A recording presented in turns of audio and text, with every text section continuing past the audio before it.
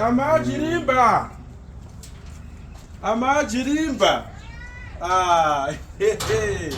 Wakutomboita zveambi nguva dzakwana. Aiwa, chibudai tiende. Inani mumba menyamu simo kufida ka. You. Nani? Kokupfeka ungati pogi peanzani. Ungati pegi chipoko chakashupa maefili. Kupfeka rudziko muri kuenda kumtoromisa makadai. Kwatiti ndozvakana unzwa kunzi uyene ma red. Aiwa, yakanzi red kana amajirimba mungabva mapfeka ningirikini iyo yakaredi ngirikini iyo sungura ndimire. Sungura ndimire kuti aiwa muri kuti kana muri kupfekerani. Muri kupfekerani. Mapriest chaya akaenda kuseminari haana kana basa nazvizvi. Pfeke zvakanaka amajirimba kana kutora zabhia rimwe sungire. Asi mukuona ndaita red kumusoro. Ndobva tora ningirikini hepron yangu vandaisawo.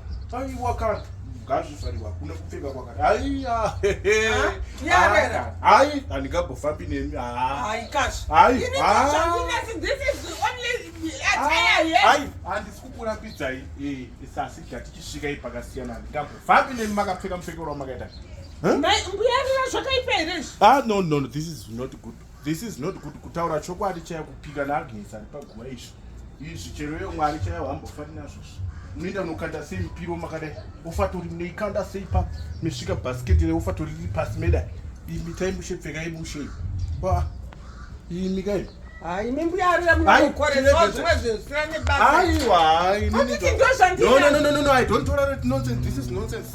What is this? Mbuyarira ndosaka muine makuhwa manini zvipo zvinosiyana kana chitori chipo cheguhwa ungaita sei ko kana une mudzimu weguhwa ungaita sei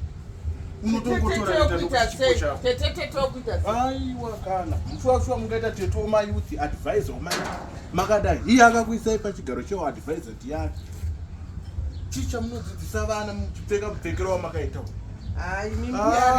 aiwa fokoro manje zvimwe zvinodzidzai kupfeka saka toregedza kakuenda ndochisiyana nazvo zvechivalentine zvacho zvine basa rei asi kuti muende makashama aiwa kana zvisiri kuita hazvichaita kana musiri kundienda kuvalentine yenyu imimi yechikatoliki ndochisiya musaite unge muri kuenda kutachiraini mapfekero amakeita tachiraini yekwangu munhu ari kuenda kuchechi anopfeka mupfekero kutange munhu ari kuenda kuna 5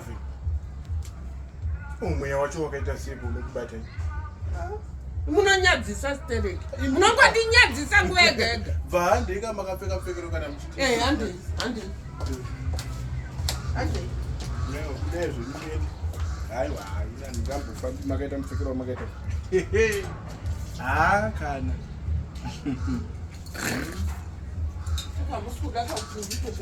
hai mupfekero wacho Valentine yacho